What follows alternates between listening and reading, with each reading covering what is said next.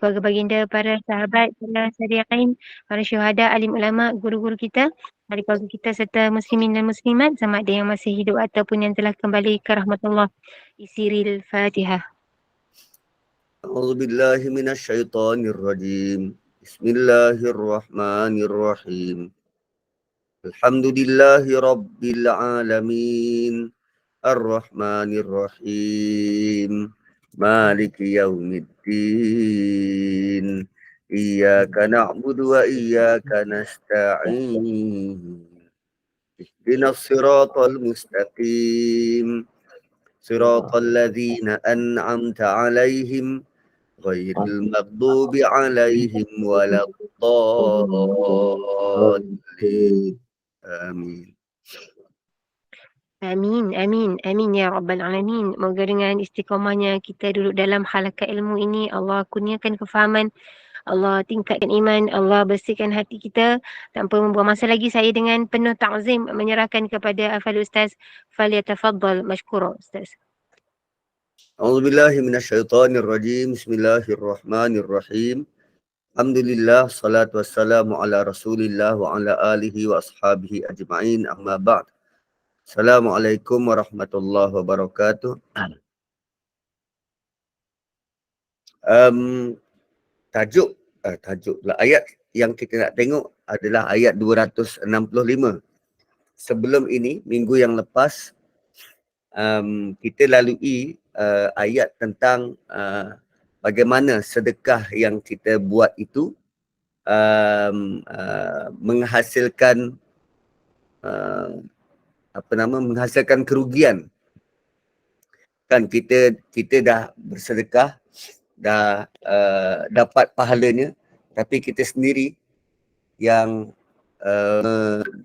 menjadikannya hilang. Lalu Allah datangkan contoh bagaimana pahala sedekah tu menjadi zero, kosong dan hilang, ibarat seperti batu sungai yang diletak tanah di atasnya, lalu datang hujan lebat. Maka tak ada sebutir tanah pun yang boleh didapati, kerana bila kita bersedekah, kita iringi dengan perkataan-perkataan ataupun perbuatan-perbuatan yang boleh membatalkan, merosakkan pahala sedekah.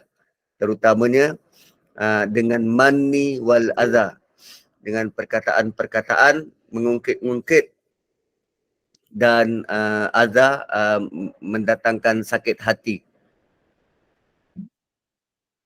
Dan benda ni bahaya sebab dia melibatkan emosi. Tak tahu tuan-puan ada tak mengikuti perbalahan keluarga anak-anak Andy Lala. Kan, kakak dia dah buat macam-macam pada adik-beradik dia. Sekarang ni tiba masa adik dia konon-konon nak mempertahankan hak menyebelahi ibu. Sedangkan selama ni kakak dia lah yang berjuang untuk keluarga. Bapa tak bekerja, mak suri rumah, kakak yang bekerja. So segala keperluan rumah tu di support oleh kakak. Dan alasan adik dia ni sebab kalau dijual rumah tu nanti mana diorang nak tinggal. Dah adik tu kerja lah, kan. Ataupun selama ni menumpang di bawah naungan teduhan kakak, maka dia rasa dianiaya lalu dimalukan kakak. Dalam kes ini ada baiknya si kakak bawa kes ini ke mahkamah. Sebab kalau dia mula jawab di media sosial atau melalui surat khabar atau di luar mahkamah, boleh jadi keterangan-keterangannya itu ada unsur-unsur mengungkit-ungkit, ada unsur-unsur azab. Dan akhirnya selama usaha dia untuk membantu keluarga ini, Allah tak kira sebagai pahala. Kan bahaya. Sebab bila jawab di mahkamah, itu merupakan keterangan. Itu bukan mengungkit. Jawab di depan hakim, jawab di depan penguasa, itu bukan mengungkit. Itu bukan perkataan yang mengungkiti. Itu adalah fakta, keterangan di mahkamah yang menjadi bukti pembelaan dia. Menjadi bukti dakwaan dia. Begitu.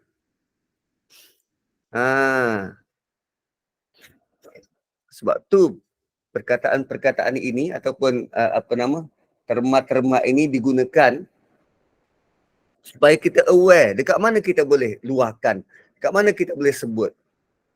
Kalau setakat gaduh adik-beradik, diam-diam sudahlah. Ini sampai satu alam tahu apa kes. Kan. So berhati-hati. Kemudian Allah datangkan pula contoh seterusnya. Contoh pertama tentang yang membatalkan pahala sedekah. Contoh kedua, wa mathalul ladzina yunfiquna amwalahum ibtigha'a mardatillah. Orang cuba buat perbandingan dengan orang yang membelanjakan hartanya, yunfiquna amwalahum, dia suka, yunfiqun berkali-kali fi'il mudhari', amwalahum bukan mal ni singular, amwal plural, dia banyak kali bersedekah, ibtigha'a mardatillah. Tujuannya nak cari redha Allah, bukan nak cari nama, bukan nak cari pujian, tapi nak cari redha Allah. Dia beri itu sebab nak mencari Tuhan. Wa tasbitan min anfusihim, dan supaya dia boleh teguhkan jiwa dia. Oh, rupanya sedekah ini dia akan mengukuhkan apa yang ada dalam hati. Tasbit akan mengukuhkan apa yang ada dalam hati. Apa maksud mengukuhkan apa yang ada dalam hati? Kan? Apa maksud meneguhkan yang timbul daripada jiwa? Pertama, dia sedang buat affirmation. Iman tu terlalu besar. Kan, bila kita bersedekah, kita sedang buat affirmation. Apa affirmation? Kita menjadikan hati kita firm. Tetap terhadap apa? Bahawa kita benar-benar percaya janji Tuhan. Kita tetapkan hati kita, kita ajar hati kita, didik hati kita, kita percaya janji Tuhan. Sebab untuk percaya ni tuan-puan, dia perlu bukti. Untuk percaya, dia perlu bukti.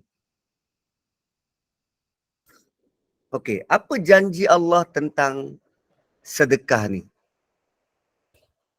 Kan, ayat di kat atas. Kau bagi sebiji, daripada sebiji akan timbul 7 tangkai. Dari setiap tangkai ada 100 biji. Itu janji Allah. Atau contoh macam ni. Saya janji dengan isteri saya. Yang order je apa yang ada dalam dalam Shopee card tu, nanti abang bayar. Kan? Ni suami janji ni. Yang order je apa yang ada dalam shopping cart tu, nanti abang bayar. Sekarang ni suami dah bayar belum? Belum. Kita nak kena keluarkan duit kita dulu. Kan, kita nak kena keluarkan duit kita dulu. Suami kita belum tentu boleh bayar. So sekarang ni isteri dia nak percaya cakap suami atau dia nak tanggung risiko kerugian? Kan itu tu pilihan. Aku nak percaya tak cakap suami aku, betul ke dia boleh bayar ni? Atau kalau aku bayar dulu, kan nanti kalau dia tak bayar aku rugi.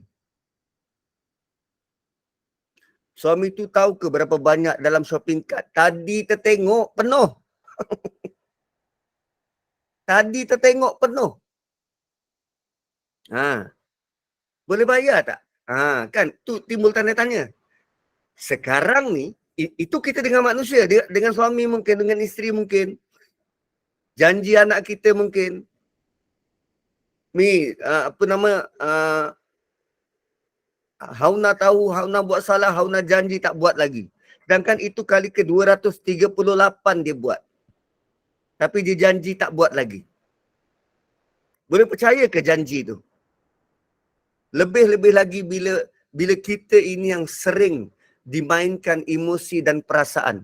Orang janji tak buat, orang buat kata macam ni tak buat, janji kalau engkau lantik aku jaga engkau betul-betul 5 tahun, haram. Waktu sebelum buang undi je, konon-konon datang, bersihkan sampah dekat longkang, lepas tu tak ada pun. Beras ada tak ada dia tak ambil tahu. Kan? Ni bila tak ada beras, tuntutlah dengan ahli parlimen masing-masing. Kan? Biar dia buat sesuatu. Kita selalu di apa nama? Digula-gulakan dengan janji.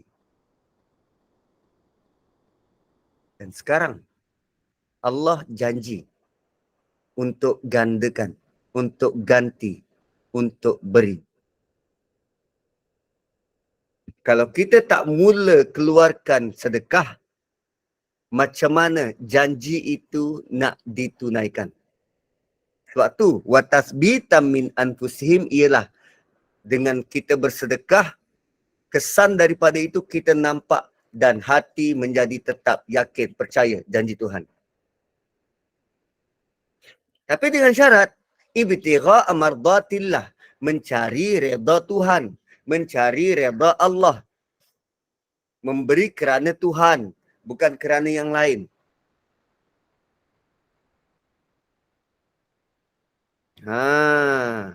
So sekarang, untuk orang kategori macam ni, sebab bila berlaku ungkit-mengungkit ni, kan, ungkit-mengungkit, sebenarnya orang beri tu kerana apa?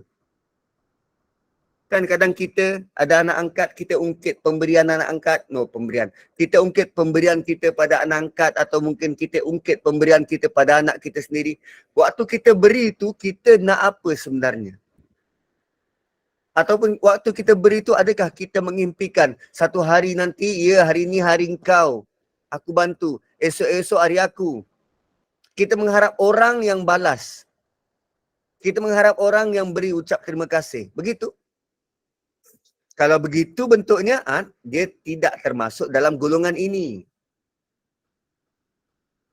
Mau nampak tak?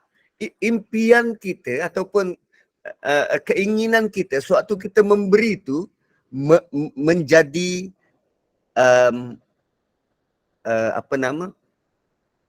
menjadi perkara paling penting supaya sedekah kita itu bernilai atau sia-sia. Nak beri itu jelas kerana apa kita bagi. Minta maaf lah dulu, tak apa, saya maafkan. So, kamathali jannatin birabawatin asabaha wabil. Ini contoh orang yang bersedekah kerana Allah dan supaya hati dia tetap. Apa contohnya? Seperti sebuah kebun di tanah tinggi. Kamathali jannatin birabawatin asabaha wabil. Tanah tinggi, kebun di kawasan tinggi.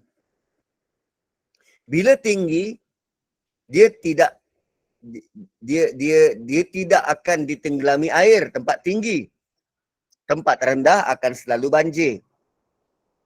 Tempat tinggi tak. Air akan laju laju meluncur, tidak tenggelam. So, tanah tinggi lazimnya subur. Kemudian, asabaha wabil. Allah timpakan hujan lebat. Allah timpa hujan lebat. Tanah tinggi lazimnya tidak kontang dan sentiasa menerima limpahan hujan. Fa'atat ukulaha dhi'afain. Lalu dia menghasilkan hasilnya 2 kali ganda. Punya subur, Allah keluarkan hasil berganda. Tanda tanah tu subur dan dapat air hujan yang banyak. Dan fa'illam yusibha, kalaupun tidak turun hujan lebat, yusibha wabil, kalaupun tidak turun hujan lebat, fatallun, hujan renyai-renyai pun memadai. Hujan renyai-renyai pun memadai. Wallahu bima ta'maluna basir. Allah akhiri ayat ini dengan ta'malun. Ta'malun. Sebab selalunya ayat ni berbentuk macam ni. Wallahu basirum bima ta'malun. Allah tahu, Allah melihat apa yang kamu buat. Wallahu basirum bima ta'malun. Kali ini terbalik. Wallahu bima ta'maluna basir. Allah terutamanya apa yang engkau buat, Allah sangat lihat. Bila bertukar macam ni, maksudnya apa? Allah sedang highlight amal perbuatan kita. Sebab sedekah ni perbuatan fizikal. Perbuatan fizikal. Dan perbuatan fizikal ni selalunya kita nak supaya orang tengok. Kan? Sedekah ni perbuatan fizikal. Bila perbuatan fizikal, kita nak supaya orang tengok.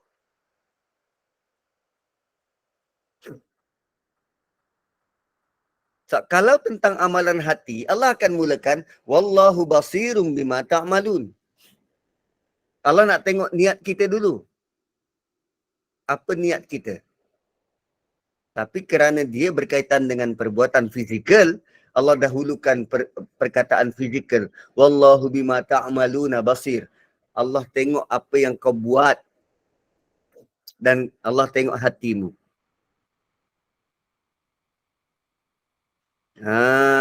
Dan benda ini, formula ini, dia sangat sesuai untuk orang yang hafal Quran. So, kadang terbalik-terbalik. So, bila dilihat, oh yang ini wallahu bima ta'maluna basir, sebab dia adalah amalan fizikal. Bersedekah tu amalan fizikal. Tuan-puan, kenal tak dengan siapa nama? Abdul Rahman Auf. Abdul Rahman Auf.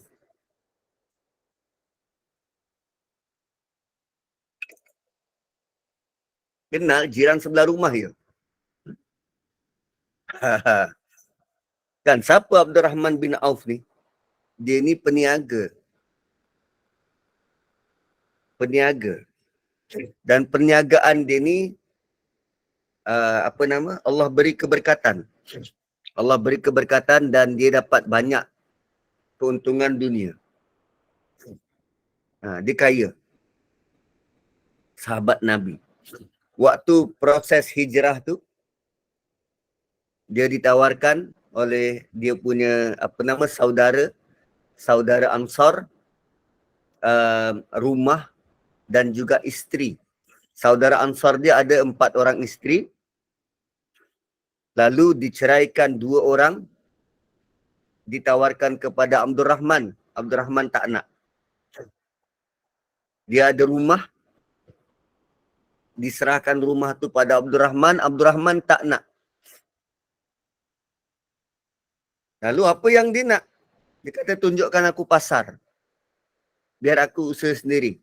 Sediakan aku modal, aku nak usaha sendiri.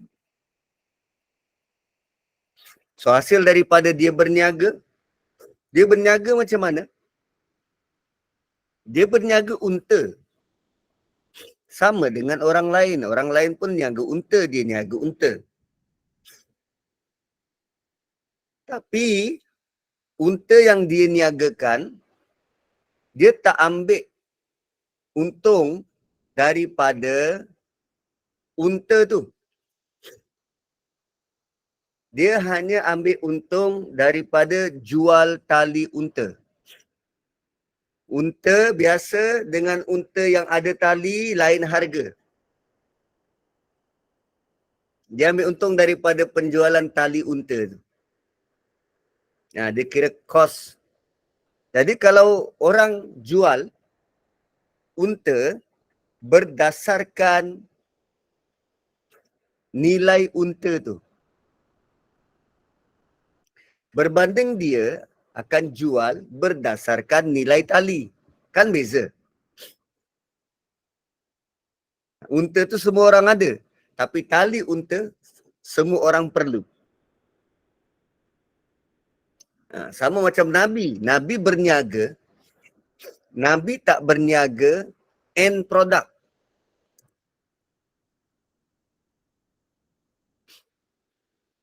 Nabi tak berniaga end product. Nabi berniaga produk asas. Produk asas. Tepung, beras, keperluan asas. Sebab keperluan asas ni yang belum diproses, orang sangat perlu. Orang akan cari. Kita tak perlu pergi tawarkan pada orang cari buyer, tak. Pembeli akan jumpa kita.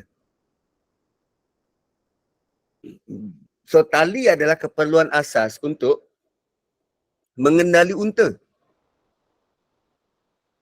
Begitu cara sahabat Nabi yang ini berniaga. Dia mencari yang asas. So dia tak perlu cari pelanggan, tak perlu pujuk rayu pelanggan, pelanggan yang akan cari dia. Pelanggan akan negotiate. Gitu. So Abdul Rahman Auf ni, dia ada kebun kurma. Sama seperti orang lain yang ada kebun kurma. Cuma kebun kurma dia ni, kebun kurma Abdul Rahman bin Auf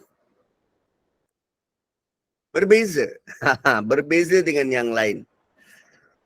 Katalah satu kebun kurma itu dia akan bahagikan pendapatan kebun kurma tu kepada 4. 3/4 untuk sedekah, 1/4 untuk keperluan keluarga. Itu apa yang dibuat. 3/4 untuk sedekah, 1/4 untuk keperluan keluarga.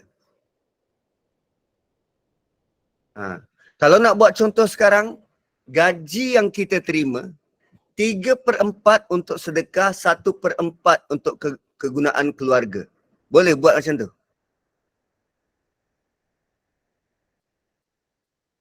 Mana boleh Ustaz.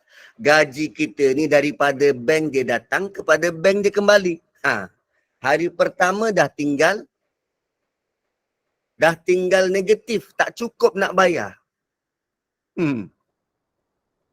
Begitulah Abdul Rahman bin Auf. Kebun dia 3/4 untuk dia sedekah, 1/4 untuk keluarga. Dan kebun dia, Allah berikan keberkatan. Kalau orang lain boleh menuai hasil kurma setahun mungkin sekali. Kebun dia setahun 4 kali tuai.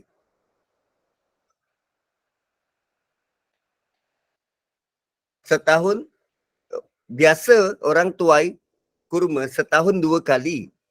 Kebun dia setahun 4 kali. Cuba baca ayat ini. Fa'atat ukulaha dhi'fain.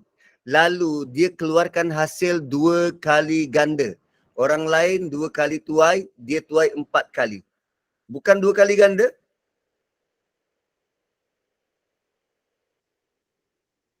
Dua kali ganda. Di atas Allah sebut 1 biji benih keluar 7 tangkai, setiap tangkai 100 biji benih yang lain.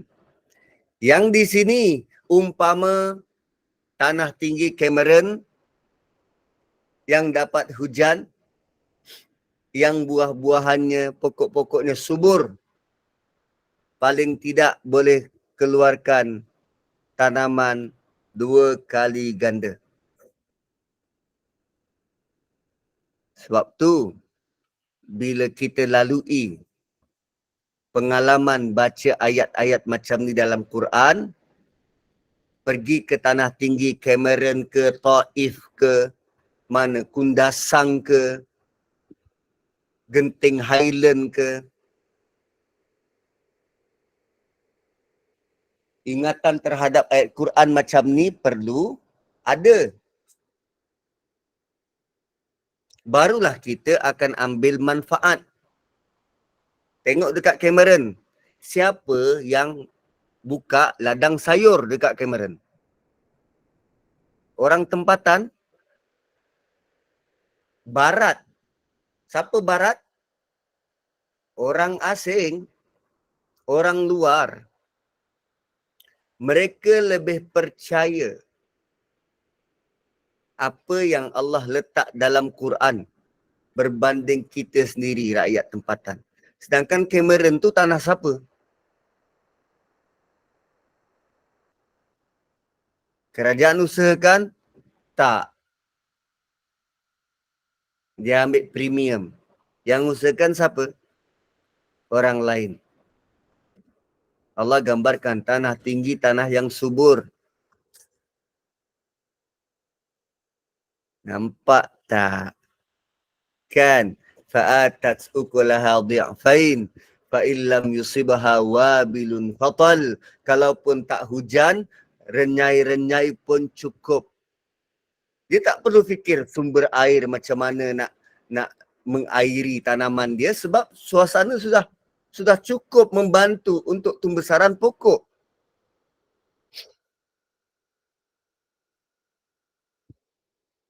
Wow. Kan? So, pergi tanah tinggi Cameron adalah satu lagi model silibus untuk kita dan anak-anak melihat alam dan kaitkan dengan sedekah. Sebab kita bersedekah menginginkan redha Allah dan untuk menetapkan hati percaya pada janji Allah, sebenarnya kita sedang berusaha untuk menghidupkan manusia.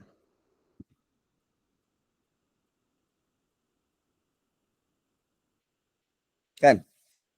Kan kita sedang berusaha untuk menghidupkan manusia, kan? Bantu dia untuk hidup. Hebat tak apa yang kita cuba buat ni? Hebat tak apa yang Allah sarankan kita buat ni? Hebat. Hebat. Dan kemudian ayat seterusnya. Ayawaddu ahadukum an takuna lahu jannatum min nakhilin wa a'nab tajri min tahtihal anharu lahu fiha min kulli thamarat wa asabahu al-kibaru wa lahu zurriyatun du'afa'u fa asabaha i'sarun fihi narun fahtaraqat Kadzalika yubayyinullahu lakumul ayati la'allakum tatafakkarun. Dan sekarang Allah tanya, satu lagi perumpamaan lain. Kalau tadi tanah tinggi. Dapat hujan, tak hujan pun ada embun. Hasilnya 2 kali ganda. Sekarang Allah tanya pula. Adakah seseorang antara kamu suka kalau dia ada kebun tamar ke kebun anggur? Ni Allah beri perumpamaan lagi ni. Bayangkan kalau kita ada kebun kurma dan kita ada juga kebun anggur. Kenapa sebut kurma dan anggur? Sebab inilah kebun yang lazim bagi masyarakat Arab. Orang Arab kalau sebut kebun sawit, tak terfikir dia. Kebun sawit tu apa? Orang Arab waktu tu. Atau kalau kita sebut kebun kebun getah. Mana ada dekat tanah Arab kebun getah? Yang ada apa? Kebun kurma. So sebab tu Allah sebut kebun kurma dan kebun anggur. Itu yang apa? Yang diorang kenal. So Allah tanya, kan, beri perumpamaan kalau sebut tamar ke kurma, benda ni jadi makanan ruji. Dan itu pun dah dikira hebat dah bila ada kebun ni. So Allah suruh kita bayangkan kalau kita ada 2 kebun ni, kebun tamar, kebun anggur. Bukan 1 tapi 2 tau. Bukan 1 tapi 2. Tajri min tahtihal anhar. Mengalir di bawahnya sungai. Bukan 1 sungai, beberapa sungai. Kebun itu ada banyak anak sungai yang boleh beri air kepada kebun, sumber air. Tak perlu buat parit. Kebun tu dah ada sungai semula jadi dan beberapa sungai. Benda tu hebat kot. Dan gambaran ini kepada masyarakat yang hari-hari dia nampak padang pasir. Dekat padang pasir ada sungai? Memang tak lah. Tapi Allah beri gambaran dekat kebun tu ada sungai. Wah, terbeliak mata orang yang mendengar ni. Kebun ini ada sistem pengairannya sendiri. Ini bukan kebun biasa-biasa. Tuan-tuan pernah tengok kebun pisang? Kebun pisang yang cantik. Ya, kebun pisang.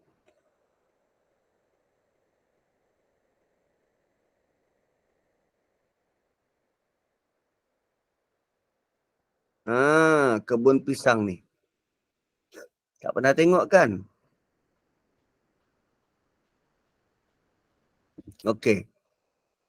Dekat Thailand atau dekat ada beberapa negara, dia buat kebun dia, kebun pisang ke kebun buah, dia letak alur parit macam ni.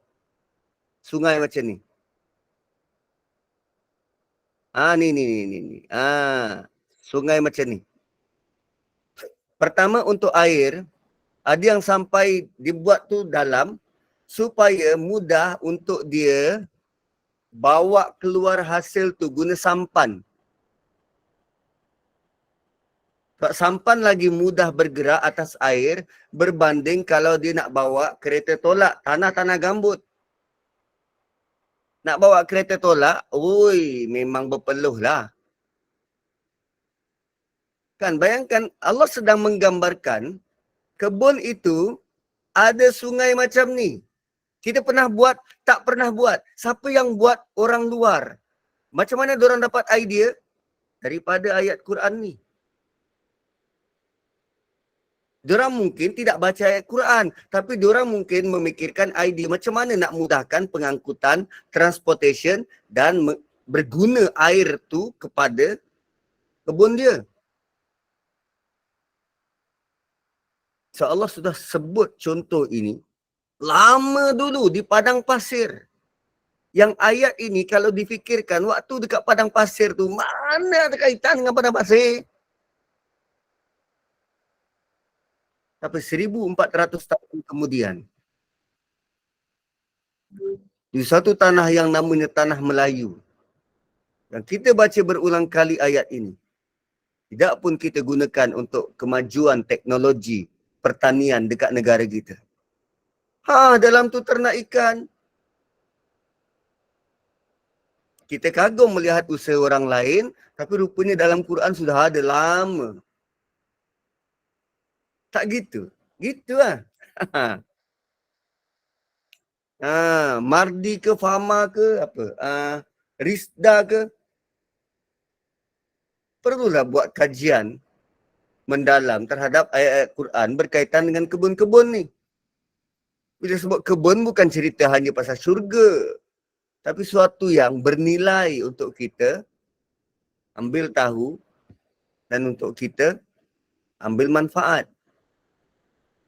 Gitu. So tajri min tahtihal anhar, mengalir di bawahnya beberapa sungai.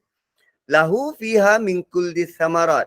Dan kebun itu ada pelbagai jenis buah. So apa yang berlaku kepada kebun-kebun buah di luar negara sana, di Thailand ke mana, dia benar-benar jadikan kebun buah dia ada sistem pengairan macam ni.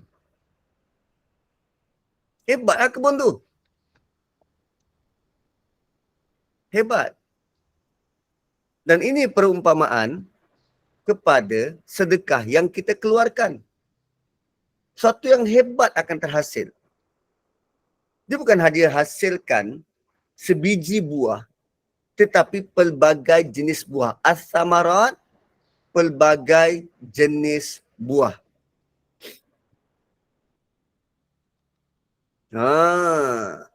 Kebun tu ada pelbagai jenis buah.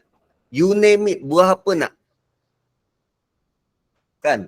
Buah anggur, buah laici, buah cempedak di luar pagar. Tu kalau dah luar pagar tu, kebun orang lain lah, bukan kebun kita. Buah keranji dalam perahu, kan ada sistem pengairan, kita bawa perahu, ada buah keranji dalam tu. Dah tentu ada pokok keranji. Buah keranji tu apa tuan-tuan? Aku pun tak tahu. Kita tengok sikit buah keranji apa? Buah keranji yang warna hitam. Warna hitam? Ya, dalam dia macam baldu, color orange. Ni bukan mata kucing? Mata kucing lain. Buah keranji ni dia kering. Dia ada biji kecil. Ya, di Kelantan banyak buah keranji. Masam, Ustaz. Dia kena Masam. Masam. Kalau masam bukan buah. Ada yang manis lah. Buah. Ada Dia yang manis. Satu kulit kering, satu kulit macam baldu sikit. Tu buah keranji. Untuk apa tu? Masak apa? Tom yam? Makan biasa. Lalu dia salut gula je tu. Dia salut gula je. Dia macam jenis asam jugalah, Ustaz. Oh. Itu sesuai lah kalau minum-minum petang kan dengan jiran sebelah rumah. Punya buah keranji. RM3.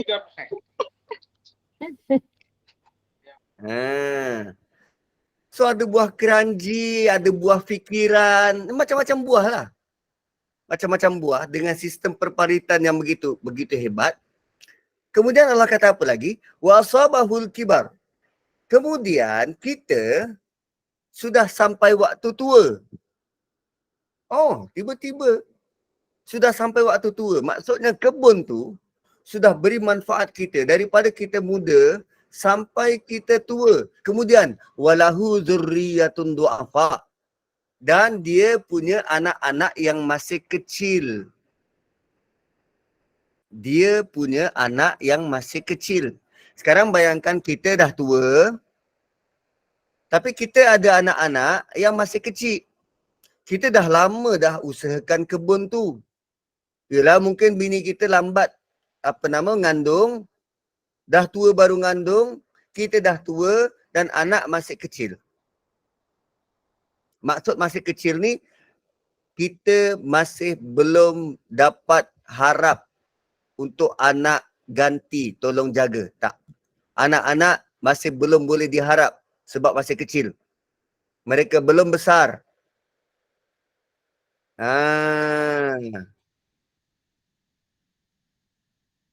So, kalau tak diusahakan kebun tu, tak dipetik, tak dipanen, macam mana nak dapat hasil? Anak-anak masih kecil, kita dah tua. Kemudian Allah kata apa? فَأَصَابَهَا إِعْصَارٌ فِيهِ نَارٌ فَاحْتَرَقَتْ. Lalu tiba-tiba kebun itu diserang oleh angin taufan yang membawa api sehingga terbakar. What? Tiba-tiba kebun itu dilanda taufan, angin kuat, mengandung api, habis dengan hasil yang hebat tadi tu, habis terbakar, tanah pun hancur, kebun tak jadi apa. Jadi padang jarak, padang terkukur. Kita pula dah tua, tak mampu nak baik pulih, tak mampu dah nak bercucuk tanam lagi. Asalnya kita sangka boleh makan hasil kebun tu waktu tua, tetapi sudah habis semuanya. Dahsyat tak? Sangat grafik tak perumpamaan tu?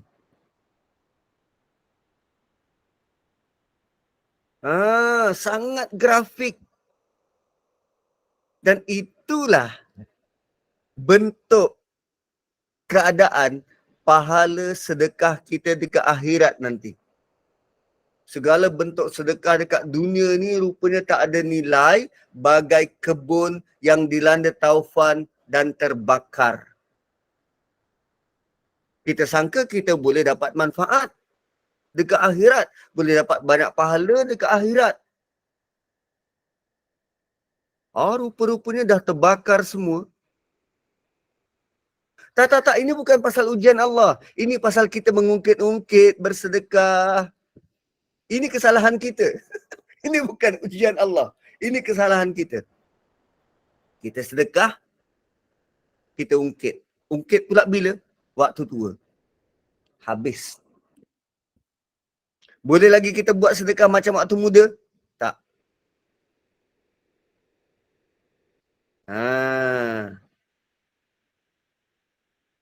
Dan ayat yang sama juga memberi panduan bahawa harta dunia tidak akan kekal.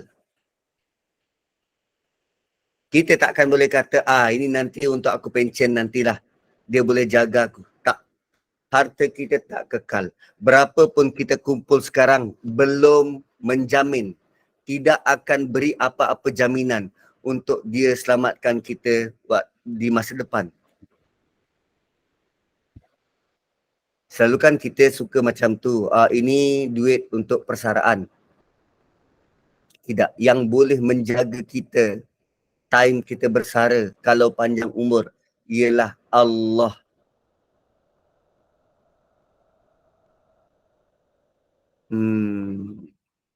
Adakah boleh kembali bertaubat untuk dipulihkan, Ustaz? Kita berusaha untuk bertaubat. Kita berusaha untuk bertaubat. Selagi belum mati, perkara tu masih boleh diusahakan. Ialah dosa paling besar, dosa syirik.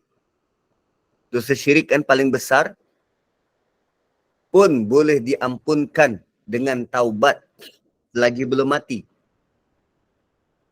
So yang ini, mungkin kita dah tersalah langkah, maka perbanyakkanlah taubat. Perbanyakkanlah taubat. Taubat bukan sekadar istighfar, tetapi betulkan balik cara kita bertindak. Kalau sebelum ni kita suka ungkit-ungkit pada isteri, kan? Ingat abang yang bagi nafkah, kalau tak bagi nafkah pada kau merempat tau. Kan? Sebut-sebut macam tu, ungkit-ungkit pada isteri. So, taubat tu maksudnya macam mana? Tinggalkan terus perkataan tu. Yang abang bertaubat, abang dah tak nak rendah-rendahkan awak, abang menyesal, abang minta maaf banyak-banyak. Nah, tu taubat, berhenti dan betulkan balik apa yang salah. Tu taubat. Bukan sekadar astagfirullah, astagfirullah, astagfirullah. Tak. Taubat ni kita U-turn. Berhenti buat benda salah, kemudian betulkan balik apa yang kita buat salah tu. Itu bentuk taubat. So, kadzalika yubayyinullah. Pertama, jangan sangka apa yang kita ada itu akan kekal dan jangan kita menaruh harap bahawa dunia boleh selamatkan kita. Sebab Allah boleh tarik bila-bila masa. Allah boleh ambil apa sahaja daripada kita bila-bila masa. Sedangkan kita tak boleh nak pertahankan apa pun. Kita tak boleh nak pertahankan apa pun. Hatta makanan depan mata kita, kita tak boleh nak pertahankan. Walaupun makanan tu portion untuk kita. Allah ada beri gambaran melalui lalat. Kan lalat? Kita hidang makanan, lalat hinggap. Tahu ke apa yang lalat tu ambil daripada makanan kita, atau apa yang lalat tu transfer kepada makanan kita? Itu pun kita tak boleh nak pertahankan. Apatah lagi kalau Allah ambil sesuatu dari kita. Kan? Ternyata kita sangat lemah, terlalu lemah. Lalu bila kita lemah, kenapa kita mengharap bantuan dari makhluk yang juga lemah? Sama-sama lemah. Tak ada hasil. Sama-sama lemah. Tak ada hasil.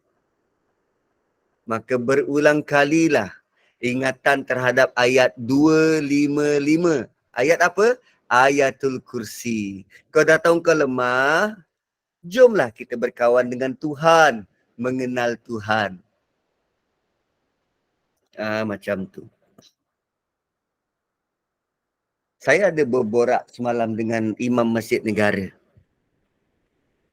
Walaupun saya juga salah seorang Imam Masjid Negara, saya juga berborak dengan Imam Masjid Negara yang lain.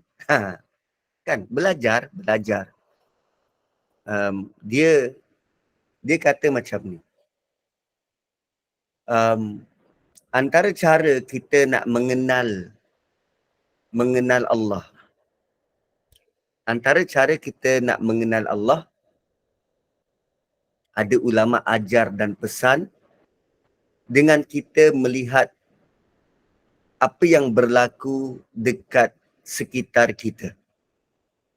Lihat dengan teliti, lihat dengan analisis. Okay. Katalah sekarang ni yang kita lihat dekat handphone adalah berita-berita tentang kekejaman Israel. Kekejaman Zionis. Macam mana kita tahu dia kejam? Dia belasah orang, dia tembak, dia bom, tanpa ada rasa apa-apa. Tanpa ada rasa kasihan ke, kan? Tanpa ada rasa, simpati ke, tak ada. So, kita yang melihat benda tu, apa kita rasa? Teruk betul lah. Jahat betul Zionis ni. Marah, geram, semua kita ada.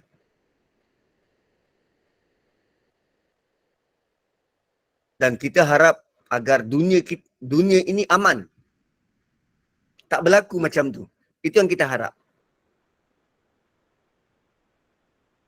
Tapi kalau kita jadi pemerhati pihak ketiga, okay? Kita undur selangkah ke belakang, rupanya apa yang berlaku itu sengaja Allah skripkan macam tu supaya kita boleh belajar, kita kenal watak zalim ni macam ni. Watak orang yang tak ada peri kemanusiaan ni macam ni contohnya. watak orang-orang yang tak ada simpati dan empati ni macam ni. Kita kenal watak-watak tu. Dan sekarang, kita lihat lagi dimensi seterusnya. Nanti, Allah akan jelmakan watak itu. Allah akan arahkan malaikat menggunakan watak yang sama untuk belasah orang dalam neraka. Tanpa ada rasa kasihan, tanpa ada rasa simpati, walaupun orang tu melolong-lolong, bertaubat ke, minta ampun ke, bersabar ke, tetap akan diseksa. Tanpa ada rasa reserve. Tak ada reserve. Tak ada. Terus. Bila dipukul, pukul. Seperti mana yang Allah arahkan, pukul. Tak ada merayu, tak ada.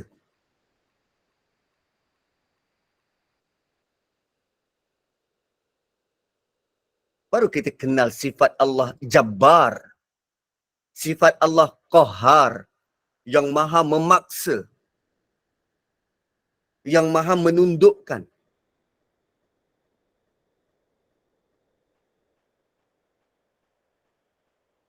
Di situ kita semakin tasbih, semakin isbat dalam hati ini. Benar. Allah memiliki sifat-sifat, nama-namanya yang agung. Yang kita perlu kenal dan faham. Kita lihat kasih sayang ibu. Allah lebih kasih dan lebih sayang daripada ibu. Kita lihat kejamnya manusia. Allah boleh buat lebih dahsyat daripada itu. Kita lihat alimnya manusia. Berpengetahuannya dia. Allah lebih alim, lebih tahu daripada orang tu. Nah, itu bentuk cara mengenal Tuhan. Lihat alam, lihat apa yang berlaku, dan kita melihat kebesaran, keagungan Allah dalam mencipta skrip tu supaya kita boleh belajar, boleh lebih kenal dia.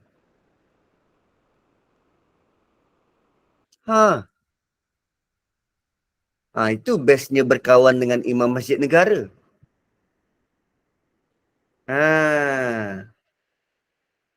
Kan sama-sama tadabbur, sama-sama berfikir macam mana nak melihat alam ni. Gitu. So kita tak adalah melihat tu hanya nak memenuhkan emosi. Tengok ni marah, tengok ni stres, tengok ni murung, tengok ni sedih. Apa hasilnya? Tak ada. Kita hanya mengembangkan emosi diri. Tapi bila kita kaitkan dengan nilai-nilai ketuhanan yang ada, kita akan semakin kenal dan semakin kagum terhadap Allah Subhanahu Wa Taala. Gitu. Itu baru kita lihat alam keliling. Kalau kita lihat jam di dinding, sekarang 9.28. Masa sudah habis. Setuju untuk berhenti, kita berhenti. Kembali kepada moderator. Barakallahu fiikum. Assalamualaikum warahmatullahi wabarakatuh. Masya Allah. Akbar. Yang benar. Ustaz tu bagi salam ni, tak bagi buka soalan ke apa ke? Belum Boleh, ready. boleh, Buka soalan saya. Belum ready. Mind belum ready. Start nak stop.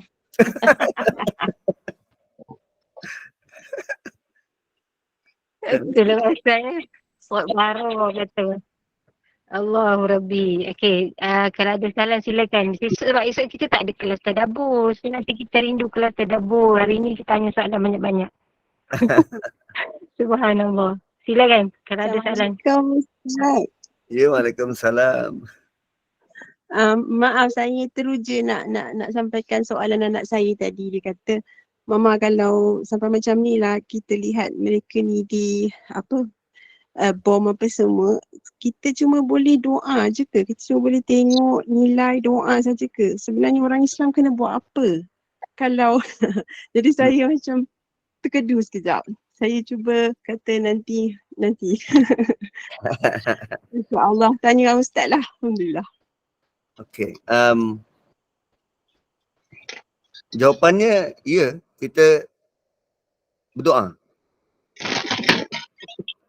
Kita berdoa.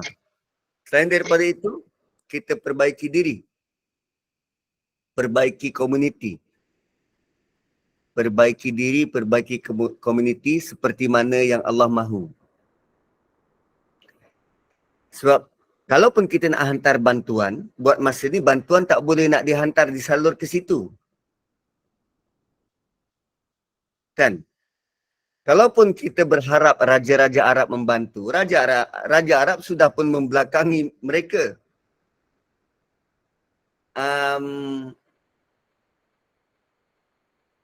Waktu macam inilah, waktu beginilah, Allah sedang menguji kita. Allah sedang menguji kita. Tak kala kita tak boleh nak buat apa-apa, kita nak ke mana? Orang-orang Palestin sudah lama diabaikan oleh kerajaan-kerajaan kaya orang Islam. Sudah lama. Dan itu sebenarnya didikan langsung dari Allah untuk tidak berharap pada makhluk. Letakkan harapan pada Tuhan. Istilah kita doa je ke? Kita sebenarnya tidak melihat doa itu sebagai usaha paling besar. Senjata. Senjata tu mungkin Nabi sebut doa senjata bagi orang beriman. Maksud senjata ialah kekuatan paling besar yang kita boleh buat. Bayangkan macam ni.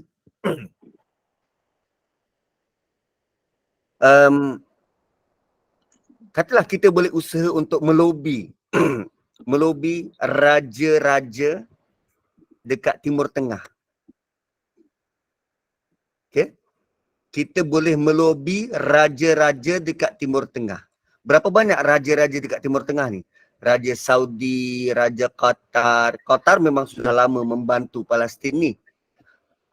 Raja Mesir, Raja UAE, Raja Dubai, Raja Jordan, kan, Kerajaan Syria. Kita boleh melobi, minta satu persatu. Berbanding sekarang ni kita personally ada ruang khusus, ruang yang cukup rapat, cukup intim, sedang melobi, meminta dengan raja yang menguasai raja-raja ni.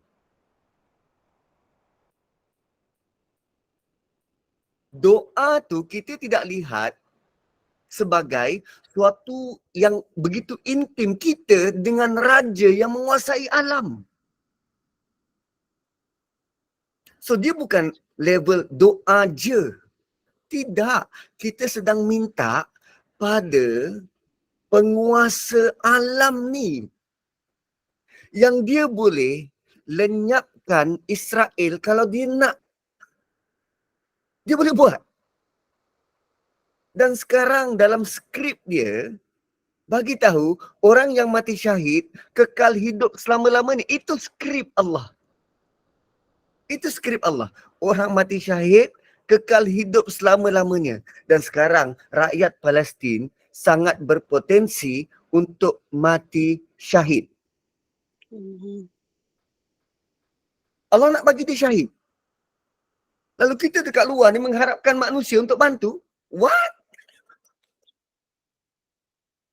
Inilah peluang yang Allah beri. Sekarang kau doa lah pada aku. Allah nak tengok siapa yang doa. Siapa yang banyak doa ni? Siapa yang banyak ingat aku? Tapi dalam peluang yang Allah beri itu, kita pandang rendah pada doa. No. Jangan macam tu. Jangan harap pada makhluk.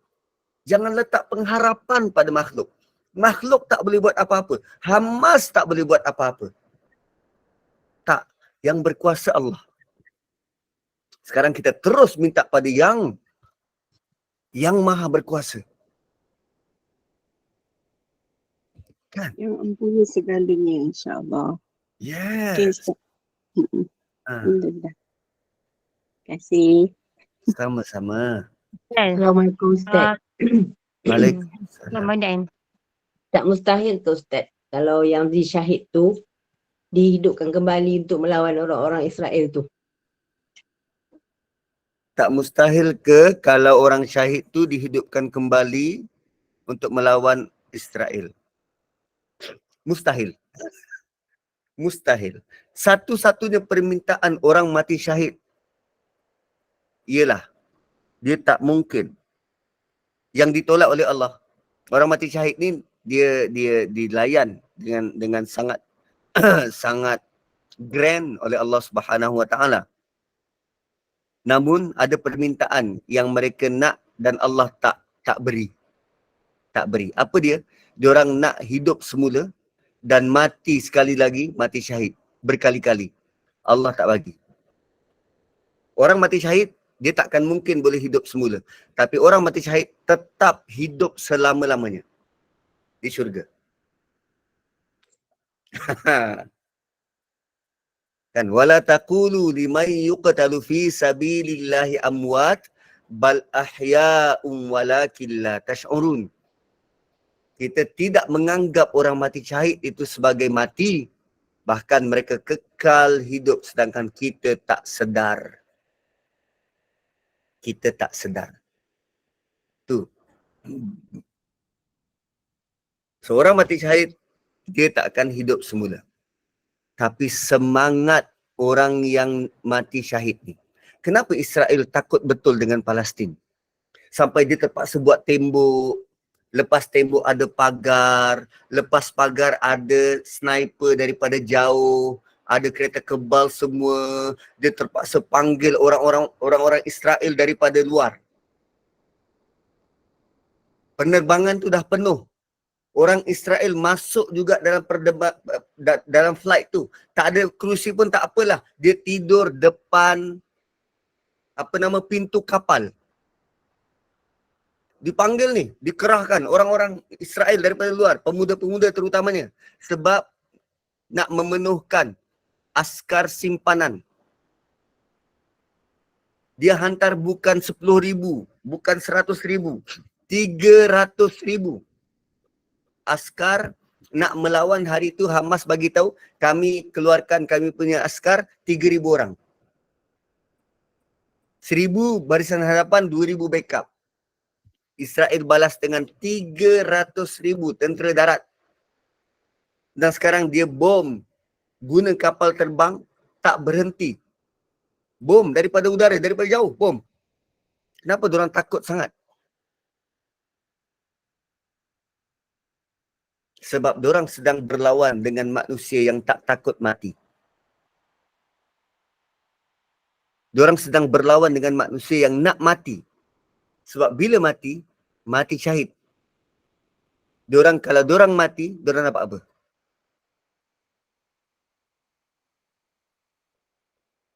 Dia tidak beriman. Dia tidak beriman dengan agama ini. Tapi dia percaya terhadap janji Nabi. Apa dia? Pohon gharqad akan selamatkan Yahudi. Dia tanam gharqad. Dia tak beriman. Tapi dia percaya. Kan pelik tu. Jenis manusia. Pelik.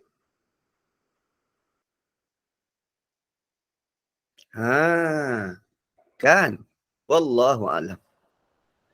Ustaz, sebelum saya faham, bila kita tengok video-video Gaza kan, memang kalau ada yang video kita tengok rasa macam non-stop nak menangis, non-stop, sedih sangat. Tapi selepas saya mula faham, saya mendengar ada hikmah dan untuk membenarkan apa yang telah difirmankan oleh Allah dan disabdakan oleh Nabi Muhammad SAW dalam Al-Quran. kita memang tak mahu Yahudi di Palestin, kita tak suka.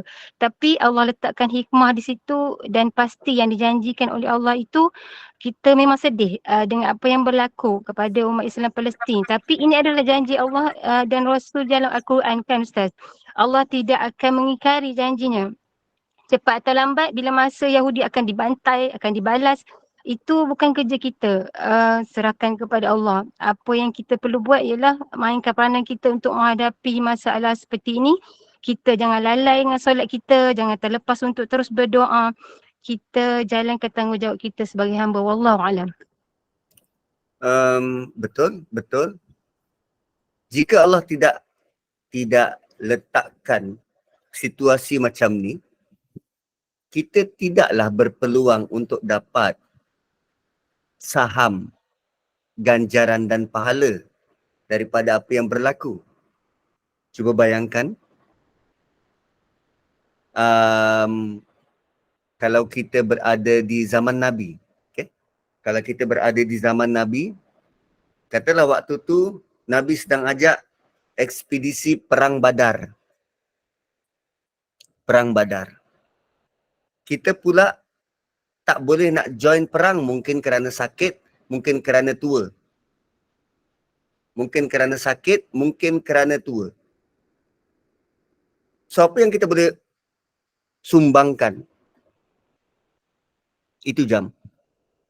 Kita miskin, asnaf pula, sakit dan tua. Tak boleh join perang. Apa yang kita boleh sumbangkan? Doa. Kalau kita tak buat apa-apa, waktu Nabi nak berangkat perang Badar ni, kita tak buat apa-apa. Kita senyap dia tengok. Lepas tu komen, oh perang. 313 je. Boleh menang ke? Kita tak buat apa-apa. Doa pun tak. Beri kata-kata sokongan pun tak. Malah kita kata apa? Boleh selamat ke ni?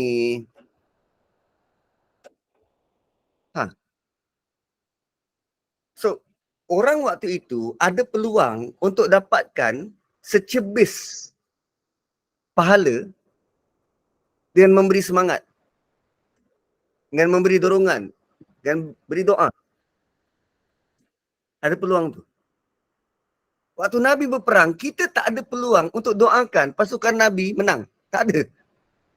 Tapi sekarang ni, Allah sedang beri peluang kepada kita. Ada saudara Islam kita yang sedang berjuang nak hidup. Walau apa pun dia punya alasan. Pertahankan negara ke apa ke. Sebab sebelum ni ada ulama yang kata, oh diorang ni bukan kira syahid sebab pertahankan negara. What? Pertahankan negara bukan kerana agama dia kata. What? Nabi punya sayang Madinah. Berapa kali Nabi pertahankan Madinah? Kan? So kalau itu jam peperangan yang sudah berlaku zaman Nabi, kita tak ada peluang untuk menyumbang apa-apa. Sekarang berlaku peperangan antara Bani Israel, ahli kitab, dengan pendukung Quran. Dan kita bersama dengan pendukung Quran. Beri moral support, beri doa, ucapkan kata-kata yang baik di media sosial, beri sokongan kepada Palestin. Mereka nak sokongan kita. Mereka nak kita cakna, kita ambil tahu. Sebelum 7 Oktober, ada kita sebut Palestin, ada kita sebut dalam doa kita. Tidak. Sebab selama ini kita masih lagi menganggap isu Palestin ni isu bermusim. Kena serang baru doa. Tak diserang okeylah, ingat aman damai. Sedangkan mereka dizalimi hari-hari sepanjang 76 tahun, hari-hari. Silakan Cik Zaini yang angkat tangan tadi. Assalamualaikum Ustaz. Ya, Saya tanya, saya ni halan Ustaz, macam mungkin Allah duga saya kan, saya baru-baru ni jual rumah saya dan bila saya dapat duit tu anak saya dibelenggu hutang tu Ustaz. Lepas tu dia dipanggil oleh mahkamah dan saya dengan rela hati Ustaz nolong anak saya bayar hutang tu. Tapi ada orang-orang lain kata, awak apa tolong dia yang berhutang, katanya. Tapi bagi saya kan Ustaz, dia anak kita kan. Lepas tu saya pun katalah, saya tak tahulah tapi saya dah belajar. Saya kata diri saya lah, saya dah belajar. Dan macam Allah bagi saya satu apa tau, saya mesti tolong anak saya kerana Allah. Dan saya tolong suku daripada duit jualan rumah saya itu, saya selesai hutang anak saya Ustaz. Itu maksud saya. Adakah salah saya buat macam tu Ustaz? Saya cakap dengan Allah, saya pinjamkan duit ni pada Allah kerana apa, nak selamatkan anak saya lah di dunia. Dia selamatlah kan Ustaz. Pasal dia nak kena mahkamahnya apa kan. Tapi saya rela Ustaz, sedangkan saya nak duit tu saya nak bawa anak-anak saya umrah tau. Saya kena tangguh di umrah tu Ustaz. Saya cakap dengan Allah, saya tangguh dululah pergi umrah. Saya kata nanti ada rezeki tambah, saya bawa anak-anak saya dan cucu saya ke umrah. Boleh ke macam tu Ustaz? Saya berdoa pada Allah dan saya laksanakan dah benda-benda tu Ustaz. Dengan nak pergi umrah je saya tak dapat laksanakan lagi. Okey. Ada dua isu. Pertama, tolong bayarkan hutang anak. Yang kedua, pergi umrah. Saya jawab yang pertama dulu. Untuk bayarkan hutang anak. Anak ni dia bukan anak ni, hubungan dengan kita bukan sekadar status kita mak dia anak. Anak ini ialah amanah yang Allah beri. Amanah yang Allah beri. Sama ada dia kecil, dia kanak-kanak, dia remaja, dia dewasa, dia tua, dia tetap amanah. Dia tetap amanah. Kalau saya pinjam daripada puan, kereta puan, okay, saya pinjam kereta puan, apa yang saya perlu buat pada kereta tu? Saya kena jaga. Jaga dengan baik. Jaga dengan baik. Saya kena isi minyak kalau saya nak pergi.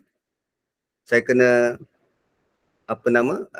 patuh arahan lalu lintas. Kalau saman saya kena bayar. Saya jaga dengan baik. Saya dapat dengan baik dan saya pulangkan dengan baik. Gitu kan? Sebab kereta tu amanah. Amanah. Bayangkan sekarang ni, Allah uji puan dengan meletakkan sesuatu pada amanah tu untuk disettlekan. Dan dalam masa yang sama, kita mampu untuk settlekan. Contoh macam tadi hutang. So kita sedang beri sepenuh tanggungjawab untuk menjaga amanah ni di depan Tuhan.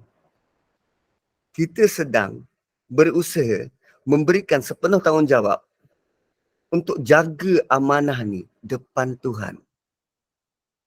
Wow. Macam puan, kan? Puan dah pinjamkan saya kereta. Puan sendiri nampak saya gosok kereta tu, saya jaga elok-elok, minyak hitamnya saya tukar. Sebelum hantar, puan tersempat dengan saya tengah basuh kereta, tengah vacuum, tengah lap-lap sebelum saya serahkan. Apa puan rasa? Wow, orang ini terbukti benar-benar menjaga amanah. Dan sekarang Allah sedang menyaksikan usaha puan sanggup gunakan 1/3 daripada rezeki yang Allah beri untuk jaga amanah ni.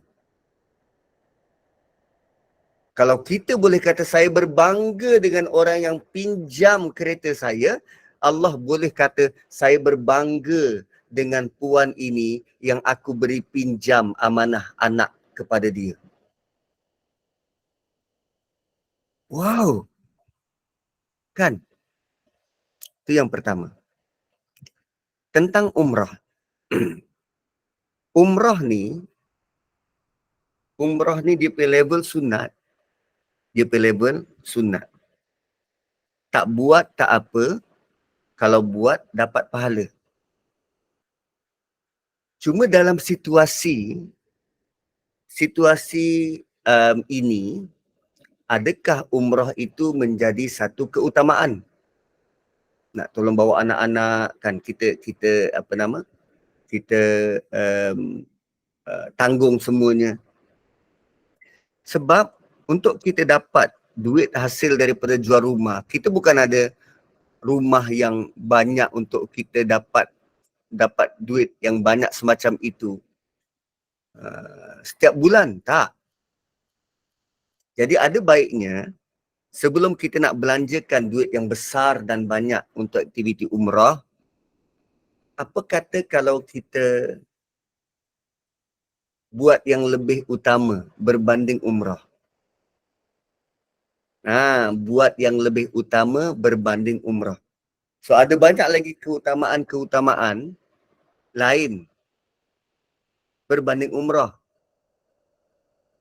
Antaranya kita jaga anak yatim, ataupun kita beri makan kepada orang susah, orang miskin. Bayangkan kalau kita pergi umrah sekarang ni, harga satu kepala 9,000. Yang dapat nikmat berumrah tu kita satu individu. Yang gembira buat umrah tu kita satu individu, 9,000. Plus anak-anak, katalah anak 10 orang, dah 99,000. Kan? Tapi daripada 9,000 itu, kalau kita belanjakan untuk gembirakan orang susah, belikan barang dapur, 9,000. Berapa kepala boleh dapat? Banyak kepala, Ustaz. Banyak kepala boleh dapat. Jumlah sama. Tapi jumlah 9,000 yang pertama, satu orang yang gembira. Jumlah 9,000 yang kedua, banyak beribu-ribu lemon orang yang boleh gembira. Sekarang now you choose. Bagaimana nak belanja, nak cari ramai orang gembira, atau kita seorang-seorang happy, kita rasa kita dekat dengan Allah. Sedangkan Nabi kata, aku dengan anak yatim macam ni dekatnya.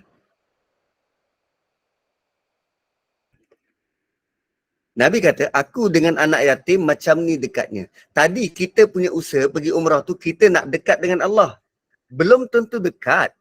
Sekarang ni Nabi kata, aku dengan anak yatim punya dekat macam ni. Bayangkan, kita nak mendekati anak yatim seperti kita sedang nak dekat dengan Nabi. Itu jaminan Nabi.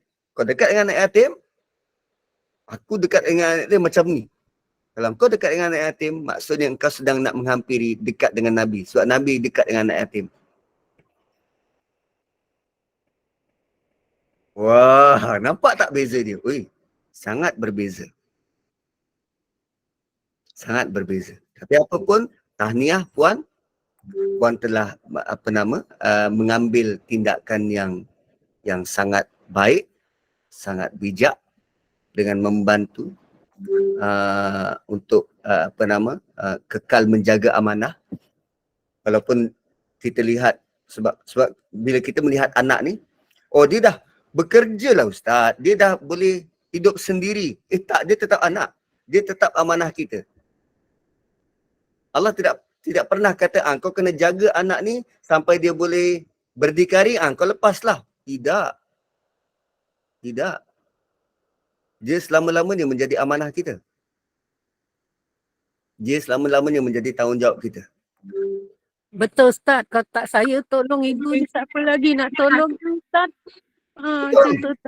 Tapi terima kasih Ustaz. Ustaz bagi saya jalan, bagi duit tu nanti saya akan uruskan sebaik mungkin Ustaz. Terima kasih. Ustaz ada had umur ke tolong anak yatim sampai dia akil balik. Sampai dia balik. Bila dia dah balik, dia bukan lagi istilah anak yatim. Tapi sehingga dia balik tu, tengoklah kedudukan dia. Kalau dia boleh berdikari, kita ajarlah dia berdikari. So tolong anak yatim ni bukan sekadar tolong makan minum dia. Tetapi memastikan dia rasa selamat. Pastikan dia boleh rasa selamat. Selamat macam mana? Selamat macam kita rasa bila kita balik rumah, kita ada bapa untuk kita mengadu. kita ada mak untuk kita kembali. Rasa selamat sampai rasa macam tu. Gitu. Wallahu a'lam. Ustaz, sebelum akhir nak tanya satu je. Boleh? Ustaz, bila pemberian untuk kita apa saja kebaikan yang kita lakukan, tak kiralah adik-beradik ke apa, kawan ke, bila kita dah memberi, lepas tu saat kita diuji pula dengan mereka kan, kepada yang kita telah beri, kita ungkit. Macam mana kita nak melawan kekuatan jiwa kita bila kita diuji dengan orang yang kita beri tu, kita jangan ungkit. Sebab saya rasa benda itulah yang paling susah. Betul. Kita akan automatik hilang sabar, kita akan automatik ungkit pemberian tu. Macam mana tu Ustaz? Adakah bila contoh bila kita dah tolong dia melawan kita balik kan? Kita masa tu dah kita akan ungkit apa yang kita bagi tu, semua kita ungkit. Lepas tu kita dah hilang sabar namanya tu kan Ustaz kan? Sabar je lah macam tu kan. Lepas tu kalau kita dah macam tu Ustaz, adakah dikatakan kita hilang sabar dan lepas tu baru kita teringat, kenapa nak ungkit? Nanti pahala semua hilang. Lepas tu bolehkah kita istighfar balik untuk dapatkan kembali pahala yang telah kita melakukan kebaikan itu? Okay. Itulah bentuk ujian. Itulah bentuk ujian yang Allah beri. Dan selagi mana kita tak lulus ujian tu, selagi tu benda tu akan berulang. Kan tiap kali kita tolong orang tu tidak seperti yang kita harapkan, malah dia buat taik pula pada kita hilang sabar. Lalu bila benda tu menjadi cycle, kebiasaan, tolong orang A macam ni, tolong orang B macam ni, tolong orang C pun jadi macam tu. Bila orang D datang minta tolong, kita terus, tak payah tolong lah, sama je, kalau aku tolong nanti, habis. Kan? Kalau aku tolong nanti, kau jadi macam yang A, B, C. Sebenarnya kita sedang melalui lorong-lorong ujian yang Allah beri. Bila kita tolong A, Allah sedang uji kita. Kau boleh ingat tak pesan dalam Quran? Ternyata bila tolong A buat taik, kita ungkit. Gagal ujian pertama. Allah datangkan pula orang B. Skrip yang sama berulang. Dan kita masih belum beringat lagi. Belum beringat, mungkin tak lalu ayat ni ke, mungkin kita baca ayat yang lain, tak ingat ayat yang ni. Gagal. Allah datangkan ujian ketiga. Skrip yang sama berulang. Ternyata kita gagal. Selepas tu apa jadi? Allah biarkan kita dengan keputusan kita sendiri. Datang orang D. Kita terus tak nak bantu. Sedangkan A, B, C kita bantu. Datang orang D, kita give up. Yang rugi siapa? Kita. Sebab tu bila datang bentuk ujian berulang macam ni, dulu pun macam ni, kita kena betulkan cara kita melihat. Kalau aku pun apa yang aku dapat? Tak dapat apa-apa kan? Sebab aku bagi ni bukan sebab dia. Aku bagi sebab Allah suruh. Allah bagi aku duit ni, Allah suruh aku bagi. Dan benda ni tak siapa terlepas tuan-puan. Saya pun sama. Lagi-lagi kalau dia nagging, macam dia tak, macam kita ni tak ada kerja lain, nak menghadap dia je, kan macam tu. Saya pun marah juga. Marah. Kan, kenakan juga sedas dua. Tapi bila fikir balik, ini kan Allah bagi. Allah yang bagi. Allah yang suruh, execute. Perintah dari Tuhan. Kenapa kita tak ikut perintah dia? Kenapa ikut perasaan? Yes. Pengalaman itu nanti akan menjadikan kita, memang diorang macam ni. Kita tolong je. So orang yang terdesak, orang yang susah ni dia terdesak dan tertekan. Dia nak juga. Dia tak ada harapan lain dah. Dia nak juga. Bagi je.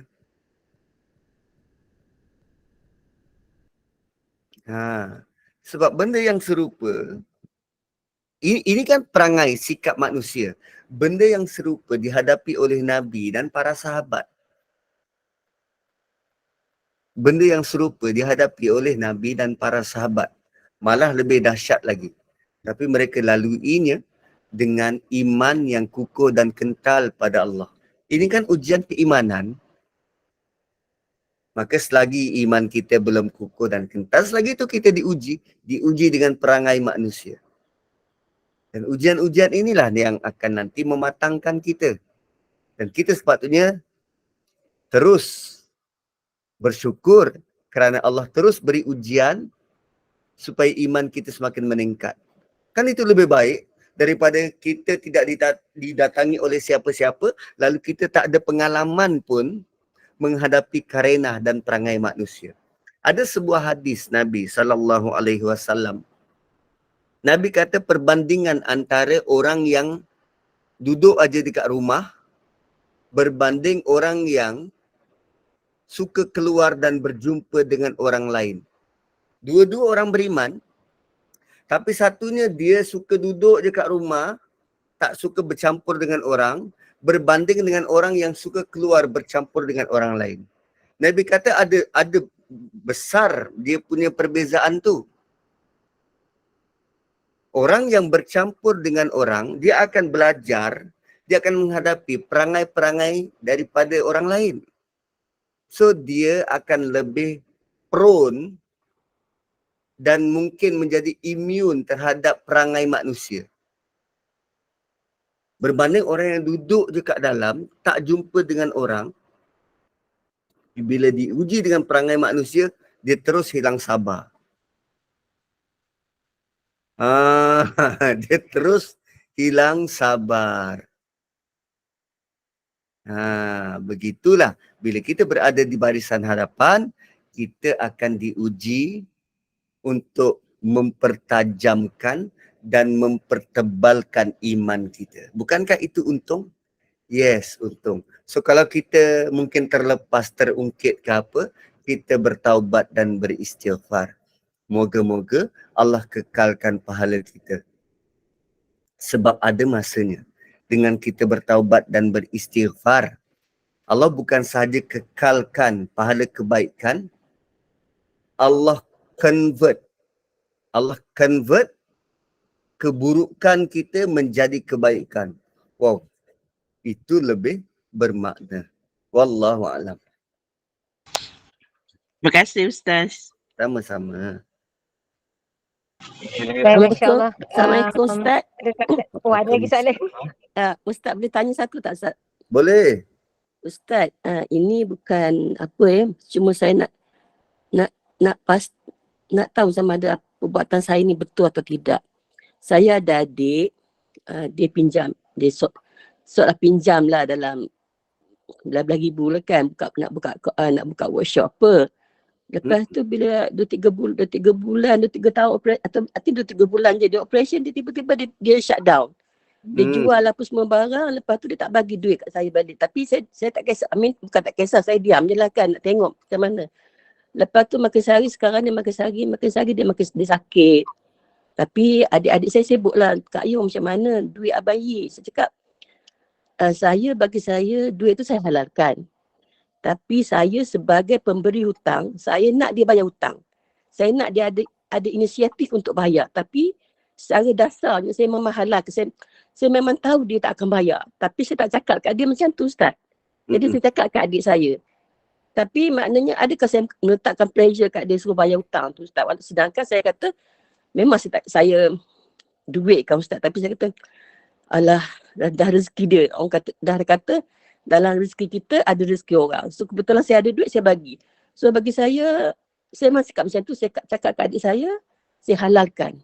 Sebab saya tahu dia tak akan bayar daripada saya stres duit aku. Saya kata biar let go. Macam tu. Tapi saya tak sabar kat orang yang berhutang tu Ustaz. Adakah betul perbuatan saya ni Ustaz? Okey. Di isu orang yang beri hutang dengan orang yang berhutang. Dua-dua ada tanggungjawab berbeza. Dua orang ni ada tanggungjawab berbeza. Orang yang beri hutang, ini sekarang nak cerita orang yang beri hutang. Orang yang beri hutang, Allah beri tanggungjawab macam ni. Ada beza pahala antara orang yang bersedekah dan beri hutang.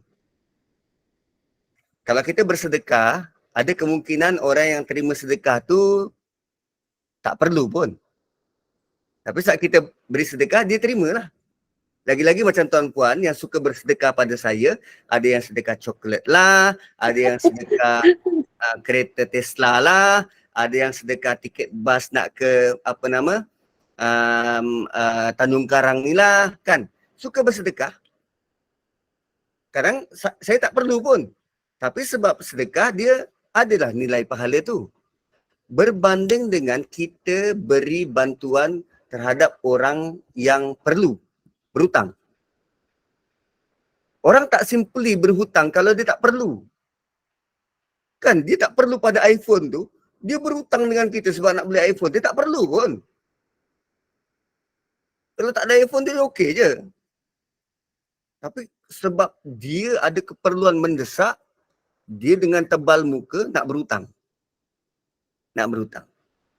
So kita yang beri hutang ini, kerana beza pahala sedekah dan hutang, maka bila kita beri hutang, kita punya pahala itu lebih tinggi. Satu. Yang kedua, katalah orang tu tak mampu bayar. Tak mampu bayar. Kita beri kita beri halal terhadap hutang kita, itu pahala lain. Itu pahala lain. Sebab kita yakin pada janji Allah. Bila kita bantu orang, Allah akan bantu kita. Di pihak orang yang berhutang, dalam keadaan macam mana pun dia wajib bayar walaupun orang tu halalkan. Dia wajib bayar. Kalaupun dia mati syahid, dia takkan dapat privilege orang yang mati syahid selagi dia tak bayar hutang.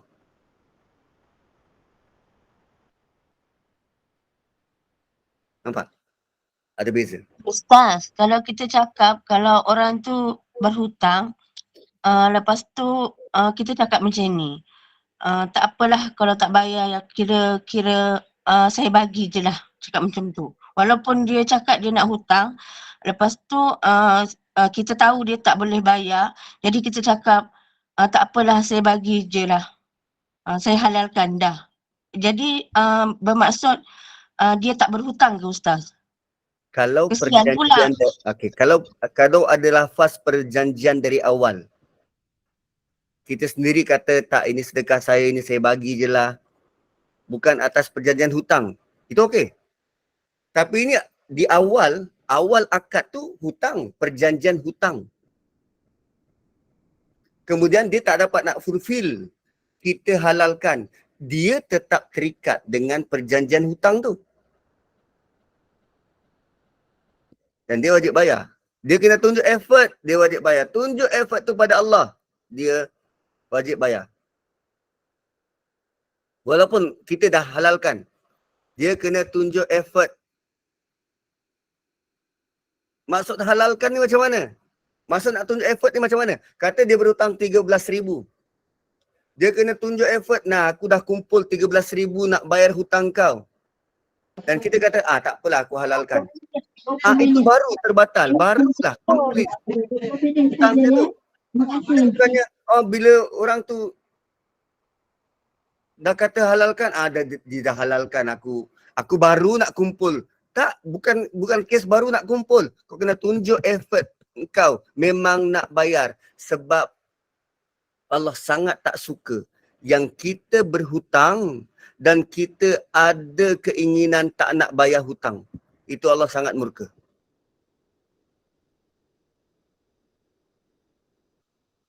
Bayangkan kalaupun dia mati syahid dan dia masih berhutang, dia tak akan dapat privilege seperti mana orang mati syahid. Tak. Ada ulama kata, ulama kata rohnya tergantung lah apalah, tu saya tak tahu. Tapi dia takkan dapat privilege yang sama. Sebab hutang. Hutang wajib bayar. Wajib tau, wajib bayar.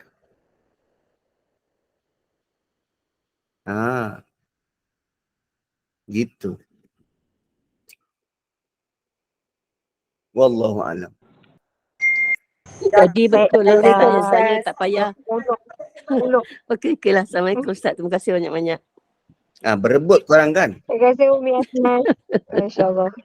Lepas ni aku kenakan bayaran lah. Satu soalan RM50.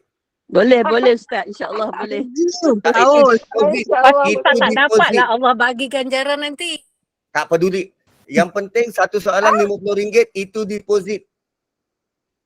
Deposit tak akan dikembalikan.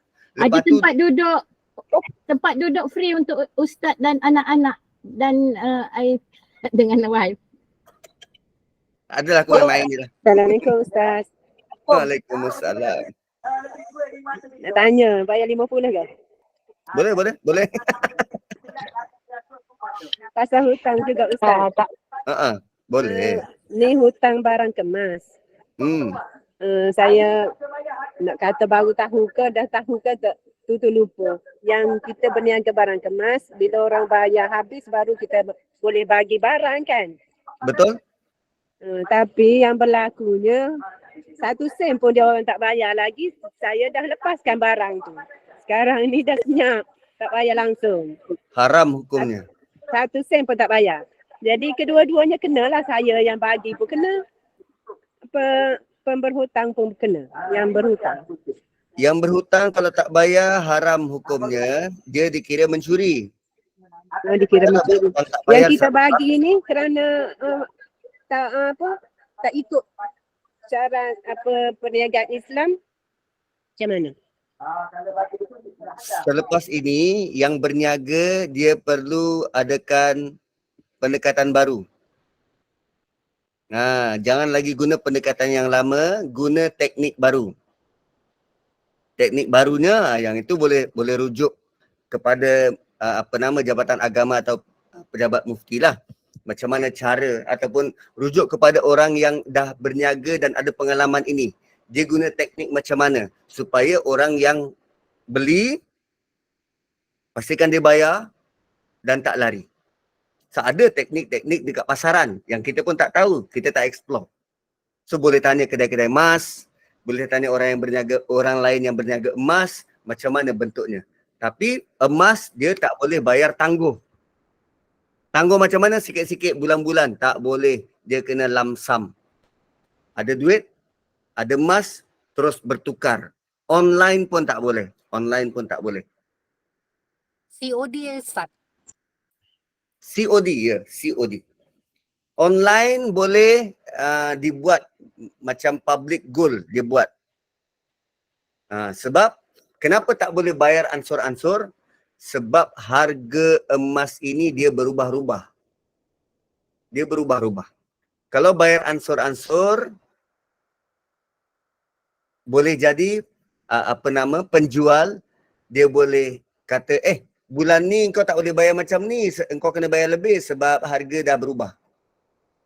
Boleh jadi dikhianati macam tu. Tapi public gold dia ikut harga waktu kita mula-mula beli. Katalah beli 10 kilo emas, harganya sekian. So bayar ansur-ansur sampailah kita bayar full, barulah dia release emas itu beserta dengan upah tukang. Selagi tak release, selagi tak bayar, selagi tu dia tak dapat emas. Dia bukannya baik kita dapat barang macam beli motor, dapat motor bayar ansur-ansur, tak. Emas betul boleh bayar ansur-ansur tapi kita tak dapat emas dulu. Kita bayar dulu sampai habis. Begitu. So, emas adalah harta ribawi. Ya, sila. Pajak gadai emas tu haram ke tidak Ustaz? Pajak gadai Ar-Rahnu punya sistem tu halal. Kalau lain, kalau Cina? Cina? Cina tak ada akad haram. Cina tak ada akad haram. Ar-rahnu tu dia ada akad. Akad tu yang menentukan halal dan haramnya. So akad tu kena belajar daripada ar-rahnu lah. Bandingkan dengan kedai Cina. Sebab akad dekat ar-rahnu ni kalau tak silap saya lah. Sebab saya tak menguasai benda ni. Tapi yang saya faham, diorang akad untuk jaga. Untuk jaga. So dia minta upah penjagaan emas tu. Gitu, akad menjaga. Kedai Cina dia nak jaga ke? Dia simpan. Tapi boleh rujuk pada ar-rahnu terdekat. Belajar cara dia, sistem dia macam mana. Boleh, sila undur diri. Hati-hati tau, belakang tu ada tembok. Subhanallah. Nak terima soalan lagi ke nak tutup dah? Sekarang Ustaz Syah banyak kan? Kalau Boleh. Aku dah lapar dah ni. Korang tanya je lah. Sambung soalan tadi. Boleh. Nak sambung soalan tadi boleh. Sila. Dah bila tak ada harapan bayar, adakah patut kita jumpa dia punya anak-anak, cucu dia untuk beritahu perkara ini? Sebab ada perjanjian tak? Perjanjian. Perjanjian macam mana? Hitam putih. Ada hitam putih tak? Perjanjian bertulis? Adalah, saya tulis dalam buku. Perjanjiannya tulis barang tu je. Dia ambil harga berapa, sekian-sekian. Okey. Tentu je. Ada nama dia ke? Dia sign ke? Tak adalah sign. Kita tulis je. Okey. Sebab kalau transaksi macam ni, kalau kita nak panjangkan kepada keturunan dia, kita perlu ada bukti yang jelas. Bukti yang jelas. Jika tidak nanti, kesan dia akan berlaku perpecahan pada masyarakat. Baik, senyapkan saja. Kalau tak ada bukti. Walaupun kita tahu, okey, kita dah catat begini, dia simpulan ni ambil. Tapi si anak tu boleh argue. Ini mungkin makcik saja-saja tulis je. Saja-saja tulis. Tak ada pun bukti dia sign ke apa. Dia punya apa nama. IC ke salinan IC tak ada pun. Benda tu boleh akibatkan perbalahan. Kita tak nak berbalah. Kita tak nak masyarakat kucar-kacir. Kita nak kekalkan keharmonian tu. So, kalaulah dia dah meninggal. Kalau dah meninggal dan kita tak dapat apa yang menjadi hak kita, jangan risau.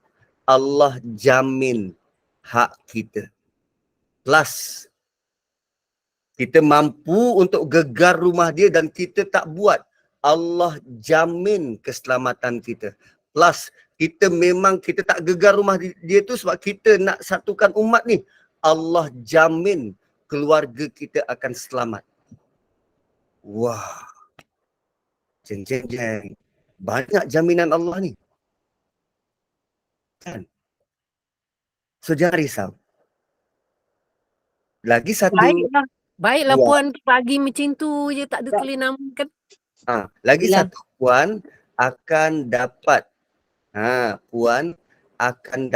surprise dekat akhirat nanti. Kerana pengorbanan ni, kerana puan rugi dekat dunia ni, puan akan dapat surprise dekat akhirat nanti. Surprise yang macam mana? Tu kena tunggu. Allah akan review. Kerana engkau sudi untuk melalui jalan ujian macam ni, jalan ujian yang getir macam ni dan engkau mampu bersabar, Allah akan beri surprise. Sebab pahala sabar tak ada siapa yang boleh datangkan balasan kecuali Allah Subhanahu Wa Taala. Syabas. Ustaz, Ya. macam bila dia meninggal jadi harta pusaka. Jadi anak-anak cucu yang mewarisinya tu tak ada kaitan ke macam mana? Takut kita dia dikaitkan kerana bagi benda tu secara haram lah kiranya. Tak. Kita tak ada kaitan. Itu dia dengan Tuhan. Dia mewariskan harta yang haram. Lagi mana orang tu pegang harta haram, dibelanjakan harta haram, dia akan dapat manfaatnya dekat kubur. kita tinggal tepuk tangan dekat tepi kubur dia. Kadang-kadang boleh juga melawat kubur dia, kita tunjuk macam ni. Nak macam mana? Dia sanggup buat macam tu. Kita tunjuk macam ni lah. Kan? Dia sanggup tipu orang lain. Dia tak pernah peduli pun tentang kesusahan orang lain. Tak pernah peduli pun tentang nak jaga amanah. Tak pernah peduli pun tentang hasil haram halal. Kenapa kita perlu sibuk tentang dia? Tak, biar Allah urus. Biar Allah urus. Ada dekat luar negara dia berhutang tak bayar hutang kan mati kena sebat dulu dekat sebelum ditanam. Orang kampung datang bergila-gila sebat, bantai dulu. Bila puan belajar untuk redha atas kerugian, sabar atas kerugian, tak ungkit-ungkit, Allah akan nilai. Allah akan perhati, nilai dan take note apa pengorbanan, bentuk pengorbanan yang puan lalui, dan Allah akan beri ganjaran. Kalaupun tidak di dunia, dekat akhirat. Dan ganjaran dari Allah super padu. Jangan risau.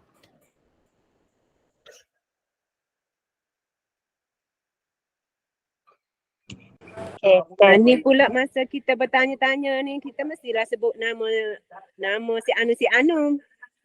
Tak payah sebut lah nama dia. Sebut pun aku tak kenal. Langkah pertama dulu-dululah saya buat. Saya cuba juga tanya balik keluarga ni macam mana. Jadi terpaksalah sebut nama dia untuk tahu di mana dia berpindah sekarang macam tu. Saya pernah buat lah. Sebab kita nak tahu. Tak apa. Okey, terima kasih Ustaz. Jom kita pergi beli barang kemas kat dia. Boleh ambil macam tu je. Ya Allah. Jangan boleh. Baik betul lah. Baik betul lah tukang kemas ni. Tak ada perjanjian apa-apa. Terus bagi je. Masya Allah. Masya Allah. Baik je Kalau hati. aku pergi bakar rumah dia. Astagfirullahaladzim. Sarimah ni orang Kelantan ke? Sabar Ustaz. Puan Sarimah orang Kelantan ke? Ya. Sebab orang Kelantan kan bayar, ada orang ambil bayar hari-hari, ikut peniaga kan, bayar hari-hari, bayar minggu, hasil niaga. Kan? Ya, ada macam tu. Ada juga. Peniaga emas rupanya. Wow. So puan-puan yang lain, kalau nak tukar koleksi yang sedia ada, rasa macam dah lama, bolehlah berhubung dengan Puan Sarimah. Dia ada koleksi terkini. Saya bagi contoh pulut dakap je. Mungkin sekarang ni dia dah ada pulut panggang. Atau pizza Ustaz. Pizza. Oh, pizza yang terbaru pizza. Okey lah Ustaz. Kita boleh tutup ke sebabnya ada jemaah kita yang tak mandi lagi ni Ustaz. Boleh. Lapar dah ni. Lapar dah ya Allah. Alhamdulillah. Dah makan tengah hari dah Ustaz. Bukan makan pagi dah. Selamat brunch lah namanya. Ya, baik. Jom kita tutup. Alhamdulillah. Barakallahu fikum. Jazakumullah khairan jazak Ustaz. Banyak sangat perkongsian hari ni, masya-Allah. Banyak kita dapat, semoga kita dapat mengambil pengajaran, dapat mengambil ibrah dari tadabbur hari ini, masya-Allah. Alhamdulillah. Mudah-mudahan bertambah kefahaman kita. Mudah-mudahan barokah, mudah-mudahan Allah kurniakan nipah rahmat kepada kita semua. Terima kasih kepada tim Gemenur Iman, sahabat-sahabat pecinta ilmu, jemaah yang setia ni. Banyak tanya soalan hari ni Ustaz, PM tepi bendahari Kak Masroha nanti insya-Allah untuk RM50 deposit. Insya-Allah. Okey, kuliah kita seterusnya hari ini kuliah maghrib kita pukul 8, masalah muafiq dan masbuk dengan Al-Fadil Ustaz Abdul Hadi bin Johari insya-Allah.